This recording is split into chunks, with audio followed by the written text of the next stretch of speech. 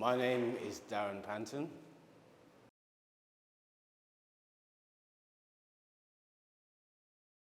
What inspired me to become a ballet dancer? I think it all really started off in the sitting room. You know, in our culture in Jamaica, the sitting room was quite a place where it was a special place in the house. So there's once or a few times Mum used to have a little, let's say if it's someone's birthday, we're allowed in the sitting room because we weren't allowed in there. You know, it's all covered up with the plastic and all the rest of it. And my dad pumped the stereo, you know, and all the time Mum would say, stop, blast out the music. But I'd be in the middle there just, you know, I was always in the middle, jumping up and down and trying to do this and that. So I thought it really, it's the dance element of it, that thing of wanting to perform, started from there really. And then I remember seeing Fame on TV, and I was like, wow, you know, and it was all the focus on the black dancer, Leroy, you know what I mean? And I was like, I want to be Leroy, man, I want to be like Leroy. You know what I mean? He was cool, you know, he had his string vest and all of that, and his football shorts on. Right? So I was like, oh, Mum, I want to do that. She goes, So she found a little local class in the area, like a little community kind of dance thing. And I started tap dancing. Because tap really was the kind of thing I wanted to do, was a tap and a little bit of the jazz. And the teacher came up to my mum and said, it's not that flexible. So I wasn't that flexible. I had to work on it, right? She goes, you know, for him to be able to be flexible, he's going to need, you know, some ballet classes, right? And we was like, what? My mum was like, what's that? What's ballet? Because we didn't know what it was. We had no idea, you know. Ballet never came into the house, the dictionary within the house. It was never there, never spoken about. It was always either, you know, tap or jazz or something like that. Or break dancing, you know. So they said ballet, and I was like, you know. And then we got back home, and my mum speaking to our neighbours, and my mum said, they want him to do, you know, ballet. And it's like, oh, you know, you sure about that? And my mum's like, why? Because, you know, ballet's for girls, you know? And I remember my mum coming back in and was like, well, you know, the teacher says you need to do, you know, go and get flexible, because I wanted to have, you know, do the tap and the jazz and be flexible with it, you know? But she said, you know, you need to do ballet. And my dad, I could see my dad's eyes like, you know, what's that, you know? And my mum explained it. I could see in his face was like, hell no, you know? And, but I just knew I wanted to perform. I wanted to, you know, perform. So I thought, you know what? I'm going to give it a try. My mum said, you know, she didn't force me to do it. My parents never forced me to do it. They never forced any of us to do anything. You know, but if we wanted to try something, they'd find a way or means to get to do it.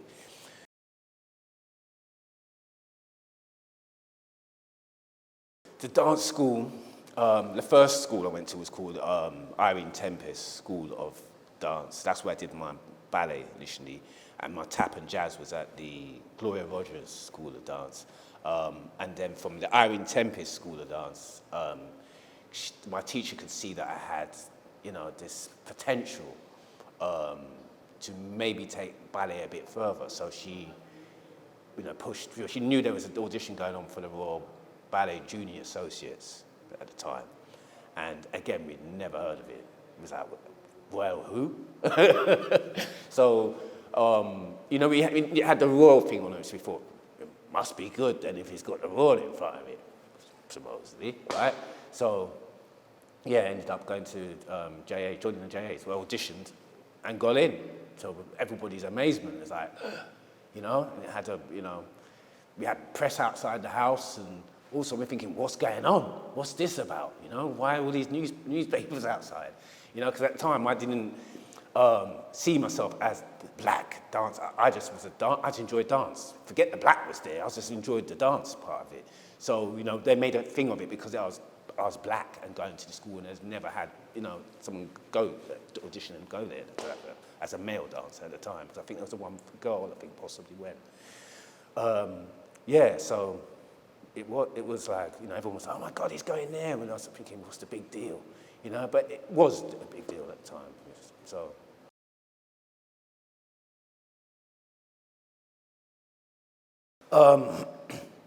Well, I can remember when my parents well, when I speak to them now and they told me about it, because at the time, as a child, you're not thinking about money and that for the train. You just think about, I want to get in the studio.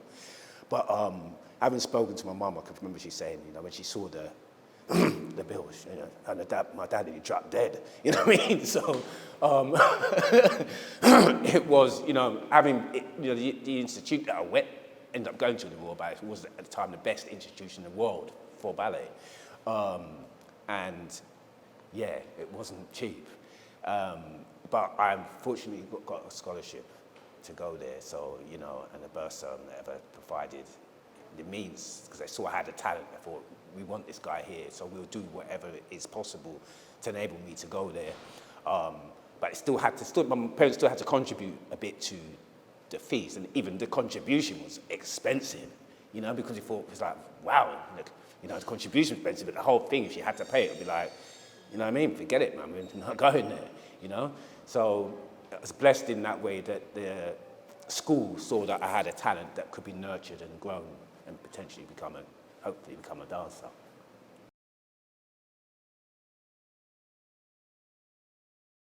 They respected what I was doing, and and I can remember coming home sometimes and I'd show them little things I'd learned, and because they said, why do they walk like ducks, And I was like thinking, oh, yeah, they do, because they've got that Charlie Chaplin kind of thing going on, you know what I mean?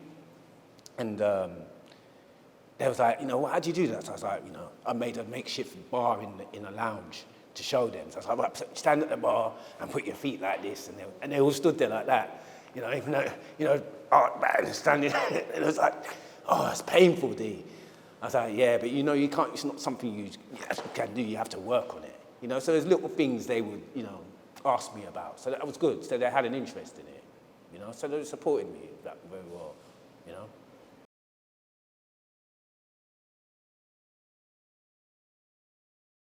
Now that's a big question,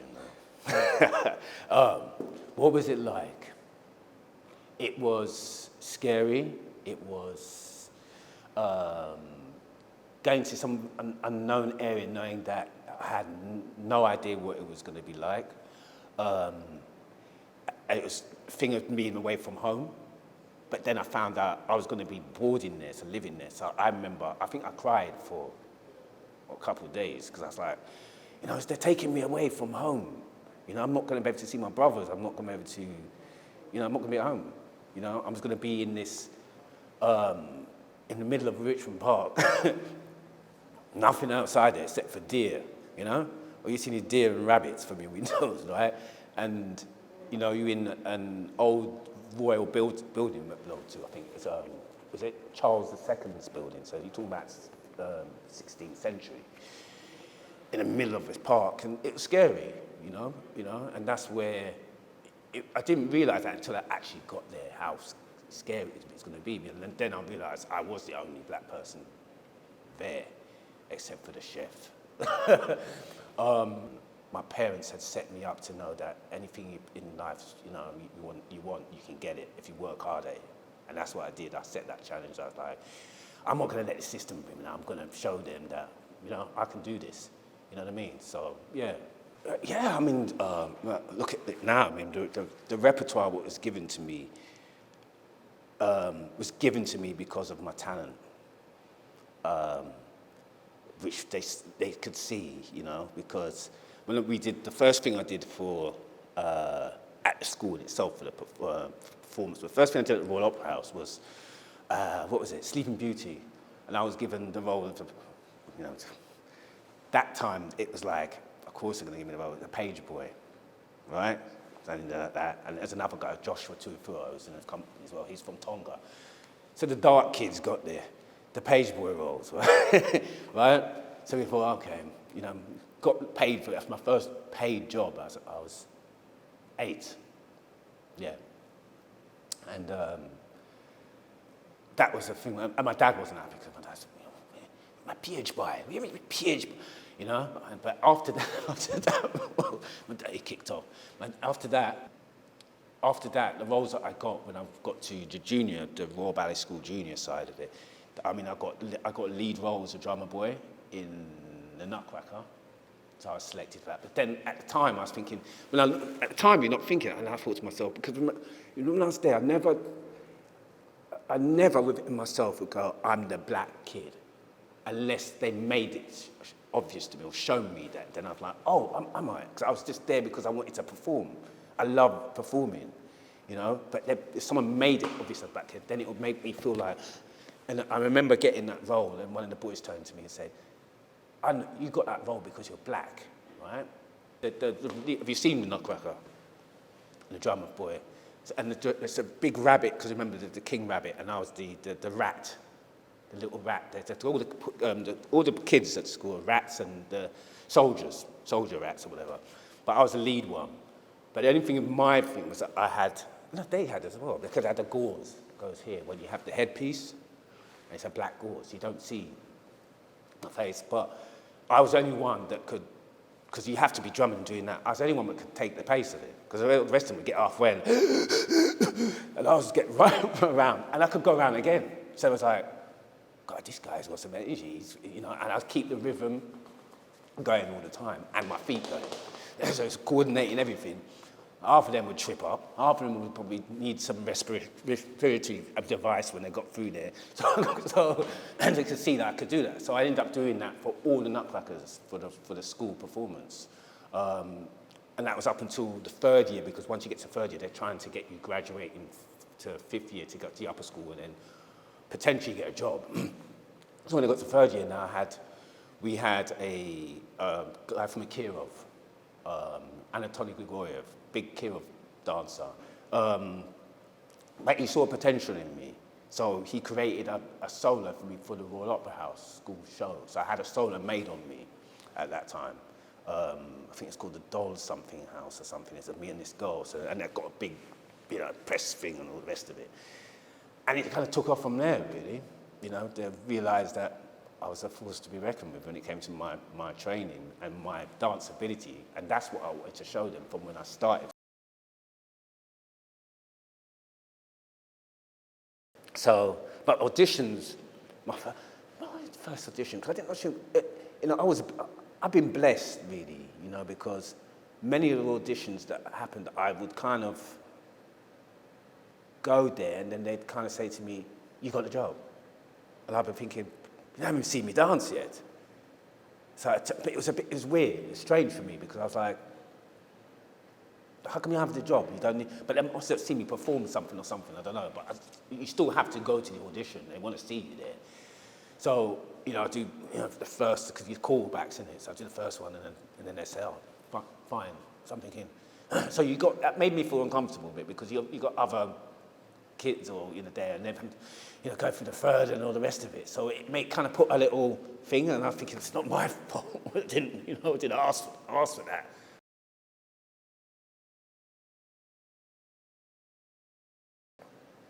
I mean, when I left there,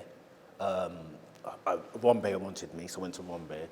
They grabbed me up straight away. Because I thought to myself, you know what, I'm going to take a break from classical for a little bit, you know? Kind of in a way, kind of got that under my belt, you know? So I went back to my contemporary to get that under, because I thought to myself, this is an opportunity now for me to kind of diverse, you know? With, who was there at the time? It was the American guy. Ross McKinn. Great, amazing. He was with Martha Graham, and incredible dancer, man, American. So I went there because we had him also at the Royal Ballet as a contemporary, because he used to have that on a Saturday, because we requested that too, you know, because we thought, you know, come on, man, we can't just, you know what I mean, just pint our foot all the time. And we wanted to get some grounding going on, you know. I was at Birmingham Royal Ballet at the time with Peter. Yeah, that's it. At there, and he said, "Oh, Anthony wants you down at the Royal Opera House now." So I'm thinking, God, 1 minute you want people want me for leave, now you want me back, right? So they said, "You've got to get back, train back to London." Anthony wants to see you in class. So I went down there, and Monica wasn't director then, Monica Mason. Betty Anderson was teaching the class. Amazing teacher, very supportive teacher. She knows what time it is. And And she goes, you done well since you've not been. And I went, all right. And she goes to me, well, anyway, she goes, you should be here.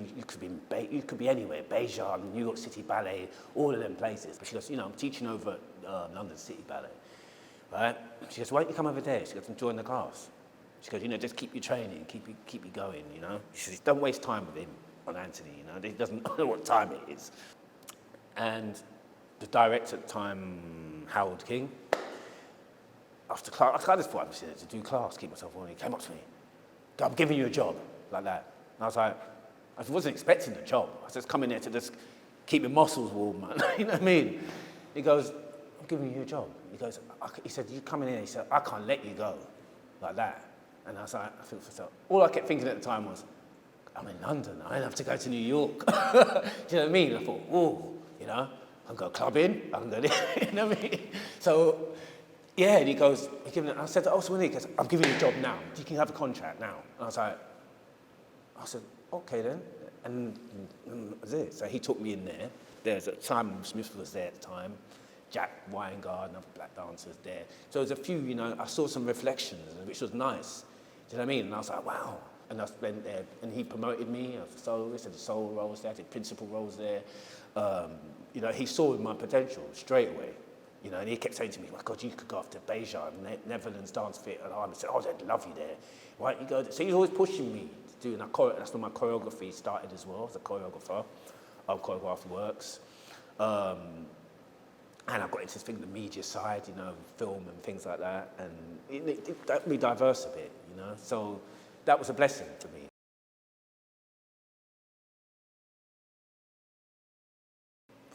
Gosh, been so many kind of highlights. There's been so many. There's so many things that, things that I'd never seen and never thought I'd get to go or see. And then through my art, it's taken me there,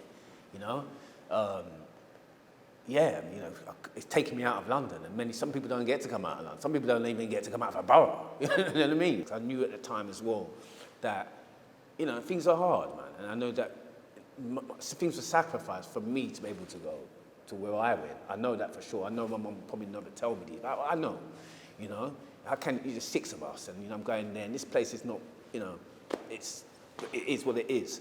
So I'd never, come out and say, whenever the Royals come around, Diana would chat to me, or this was happening, I was gone here. I'd never blow it up in their face. That's like, it's just a job, innit? So I'm always, and that's thankfully to my mum's grounding, that I've never boasted. I don't go out and boast it, because it's just my job. I studied to be an electrician. I became an electrical engineer for Crossrail, and that excited me. Those things were my highlights. It's them things of like that, It's not, I've worked with many artists, and people say famous artists and that, but they're people to me. Everyone's the same, right?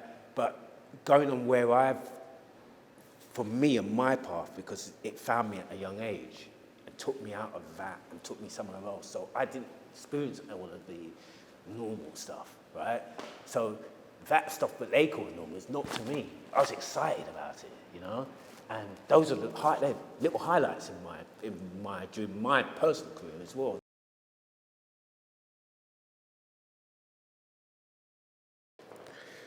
Oh, right. Where do I start, man? Okay. I've worked with most of the dance companies in this chance to work with most of them in this country, the top ones. I've also worked with the collaboration that they do with Dance Theatre of Harlem. They asked me to come in and advise them and do lead lecturing for them for the collaboration that had Dance Theatre of Harlem and the Royal Ballet, because Royal Ballet would do this kind of collaboration now with the education system. So I was heavily involved in that. I've choreographed Royal Ballet. I've choreographed for the London City Ballet Company. I love choreography. I've choreographed for pop artists. I've worked with record companies. I've worked with artistic development for EMI. I've Also, gosh, I've also worked with the fashion side as well. I've also done stuff, so like with, the collaborations that I did with Naomi Campbell, Kylie Minogue, over in Monaco. So we got flown out there to work at that. And then, what's the other thing? They used to do the pageant thing, Miss World. So I did that as well. And then from that, I've done stuff with Kofi Annan at the time in where was that now? Switzerland. And that was a highlight for me, because he was somebody, who was, may rest in peace, but the time was quite, for trying to diverse the whole thing, bring the world together. So getting to work with him through, that was nice. So I ended up directing a youth company for the Greenhouse Foundation. They're a massive, huge charity foundation that support kids in local areas and stuff. I think they're quite known around here, I'm not sure. Lion King, I've worked with Lion King. I was supposed to have done in the first cast, but then my knee popped off.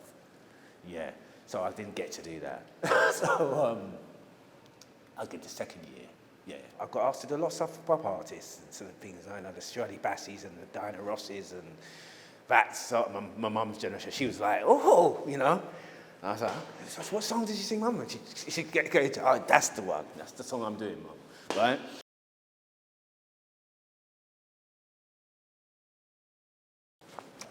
The ideal body for ballet. Is there an ideal body for ballet, you see? To me, there's no ideal body for ballet. I don't think there is, because it's like saying, what's the ideal body for playing football? But all the bodies are different, short, as long as you can score, does it matter? Do you know what I mean? As long as you're able to express yourself in how the choreographer wants that expressed. Does the ethics of what your body looks like have to do with that? No, I've seen people who are fully figured doing ballet and beautiful, and then you see the person that's skinny, you think that one's all ready to come in, you think, later. No. So, there's no ideal body for ballet. If you want to be a ballet dancer and you're able to express yourself in that ballet form as it is, because it has its restrictions, right? Then, no, there's no ideal body. But in their world, some say that that's not the ideal body, because they want to see the bone hanging out of the body. You want to see, that you can have a line. Does that line have to be slim? It can be full of figures, and still have a line.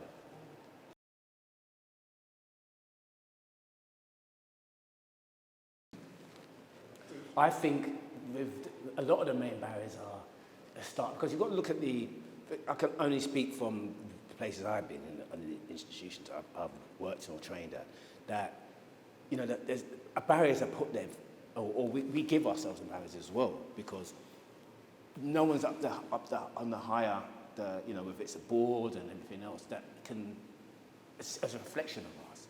If you're going to have artists working in a company of different cultures and different this, then you've got to represent that at the top. That tells me that place is ready. If it's not up the top, then you're not ready. It's not ready, because it starts at the top, doesn't it? Everything starts at the top there. So if you haven't got no enough, black in there and Chinese in there, or gay in there, straight, whatever, right? How is that going to resonate through the company, and how are you the person outside of it coming in going to feel comfortable? Because if it's up there from the top, it's going to come to be all the way through, isn't it? But if it's not, there's going to be barriers there, and a lot of that is stopping us from, doing what we want to do. Because we're thinking, well, I ain't going to do that. I love it, but I'm not going to do it because I don't see myself in there. I don't see a reflection of me in there. So that's telling me you're not ready.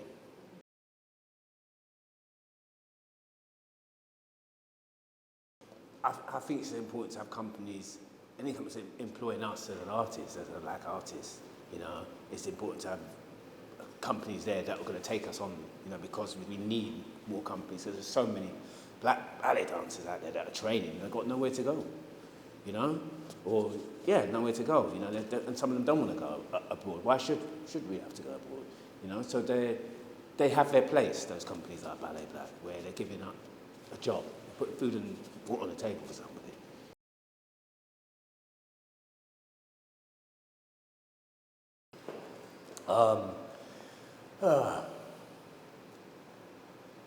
Be aware, be cautious, yeah. Be yourself.